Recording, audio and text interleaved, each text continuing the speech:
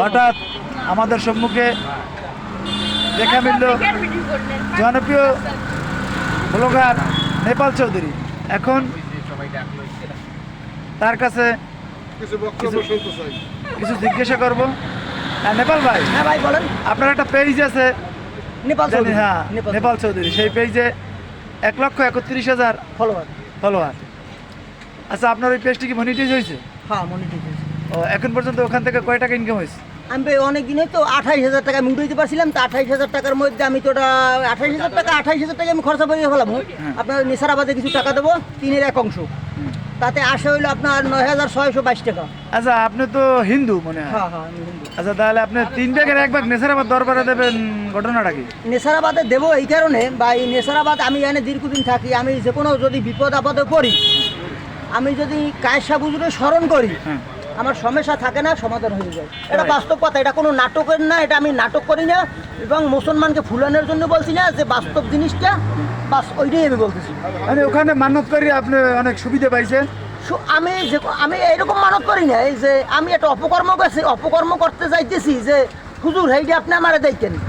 আমার তার কাছে যে চাওয়াটা সেটা হইলো যে ভালো যে উদ্দেশ্যগুলো, এই উদ্দেশ্য তাকে আমি মানত করি, তাকে আমি স্মরণ করি। আমি একটা বিপদে বাঁচছি বিনা কারণে, বিনা অপরাধে, আমি ওইটাই বলি যে হুজুর আপনি আমারে রক্ষা করেন, তেমন যদি সমস্যার সমাধান হয়ে যায়। এইবার খুশি হয়ে কিছু দিলেন 10 না, মিনিট? এইটা হলো আবার এটা বলছিলাম যে মনিটেশন থেকে যদি আমার কিছু টাকা আসে, আমি 3-এর 1 অংশ আমি নেশারাবাদে দেবো, এটা আমি বলছিলাম। আসলে এই টাকাটা আমার ঘরে এখন পর্যন্ত আছে। আমি টাকাটা সে থুই দিয়েছি আপনার খামের ভিতরে।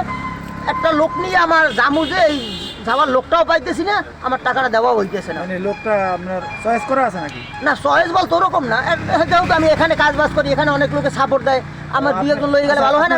আপনি কাজ করেন? আমি কাঠমিস্ত্রি। কাঠমিস্ত্রি? আচ্ছা, আপনার কাঠমিস্ত্রির দক্ষতা মনে হয় অনেকদিন পুরনো না? আমি শোনেন, আমি 87 সাল থেকে এই জগতে আছি। এই জগতে আছেন না? এখন 87 সাল, আমি তখন হাফ প্যান্টও পরি না। আপনার এই ভিডিও তো অনেক লোকই দেখবে, তাহলে আপনি এই জালো কাঠের গ্যাসের জন্য যদি তাদেরকেও ভালো অভিজ্ঞ কাঠমিস্ত্রির প্রয়োজন হয়, তাহলে কাঠমিস্ত্রি কি ভাই, কাঠমিস্ত্রি দেশে অনেক কিছু আছে। তবে দেশবাসীর কাছে আমার এইটা অনুরোধ, এইটা সবসময় ভিডিওতে আমি বলি, আপনারা যারা আছেন দেশকে ভালোবাসবেন, দেশের মানুষকে ভালোবাসবেন, দেশের কথা বলবেন।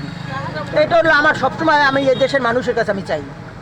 কোন জাতি এইটা কোনো বিষয় না, আপনি যে দেশে আছেন ওই দেশ আপনার, ওই দেশের কথা আপনি বলবেন। আপনার অনেক ভিডিও ভাইরাল হয়েছে, তার ভিতরে ভাইরাল হওয়ার ভিতর থেকে একটা সঙ্গীত যদি আপনি... না, আমি সঙ্গীত না, আমার টপিকটাই ছিল ভারতের।